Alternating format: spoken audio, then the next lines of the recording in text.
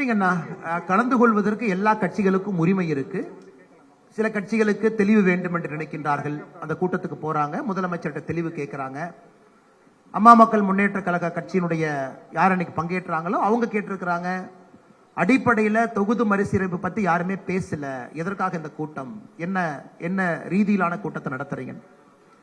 இன்னைக்கு அந்த முதலமைச்சர் அவனுடைய உரையை பார்க்கும் பொழுது மாண்புமிகு முதலமைச்சர் அவர்கள் 2 கருத்துக்களை முன் வச்சிருக்கிறாங்க.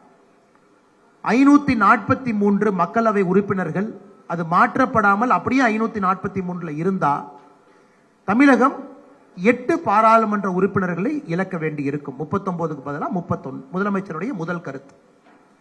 ஒருவேளை மக்கள் தொகை அடிப்படையில் புதிய பாராளுமன்ற உறுப்பினர்களுடைய எண்ணிக்கை நிர்ணயம் செஞ்சாங்கன்னா அது 848 மாறும் பொழுது, 543 என்பது 848 மாறும் பொழுது தமிழகத்திற்கு கிடைக்க வேண்டிய புதிய 22 உறுப்பினர்களுக்கு பதிலாக நமக்கு 10 தான் கிடைப்பாங்க, அதுல 12 இழந்து விடுவோம் அப்படிங்கிறது முதலமைச்சருடைய கருத்து.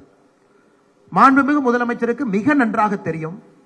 அதே கூட்டத்தில் காங்கிரசினுடைய தமிழகத்தினுடைய தலைவர் அண்ணன் செல்வ பெருந்தை அவர்கள் அந்த கூட்டத்தில் பங்கேற்றிருக்கிறார். காங்கிரஸ் கட்சியினுடைய அதிகாரப்பூர்வமான நிலைப்பாடு மக்கள் தொகை அடிப்படையில் நிர்ணயம் செய்ய வேண்டும் என்பது காங்கிரஸ் கட்சியினுடைய அடிப்படை நிலைப்பாடு. அதை பாரத பிரதமர் நரேந்திர மோடி ஐயாவே எதிர்த்திருக்கிறாங்க. மக்கள் தொகை அடிப்படையில் பாராளுமன்ற உறுப்பினருடைய எண்ணிக்கை நாம் கொண்டு வர போவதில்லை என்பதை தெளிவாக சொல்லியிருக்கிறாங்க. காரணம், நம்மை போன்ற மாநிலங்கள் தமிழ்நாடு உட்பட நம்முடைய கேரளா, கர்நாடகா நாம் எல்லாம் மக்கள் தொகையை கட்டுப்படுத்தி இருக்கின்றோம்.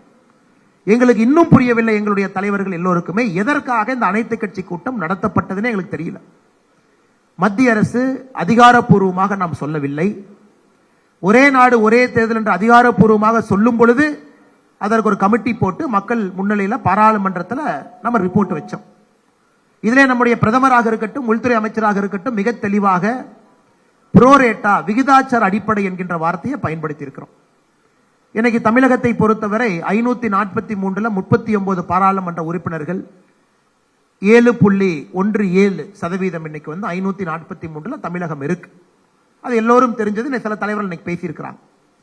தெல்ல தெளிவாக அமித்ஷாஜி அவர்கள் தெளிவாக சொல்லி இருக்கின்றார்கள், விகிதாச்சாரம் என்பது இன்னைக்கு ஒரு மாநிலத்தில் 543க்கு எத்தனை எம்பிக்கள் இருக்கிறாங்களோ நாளைக்கு ஏறும் பொழுது அதே விகிதாச்சாரம் அதே ரேஷியோ இருக்கும் என்பதுதான் ப்ரோரேட்டா.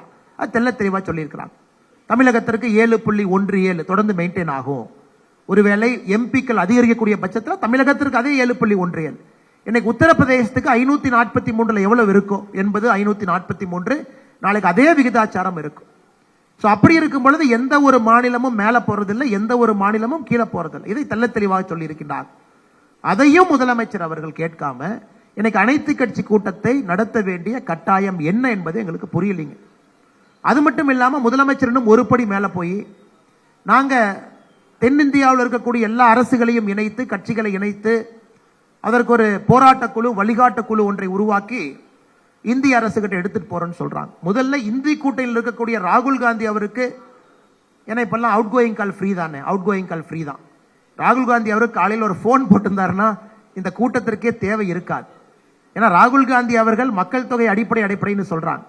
ஆனால் இவர் இந்தி கூட்டணியில் இருந்து கொண்டு ராகுல் காந்தி அவருடைய கருத்தை ஏத்துக்கிறாராங்கிறது முதல் கேள்வி மக்களுக்கு இருக்கு.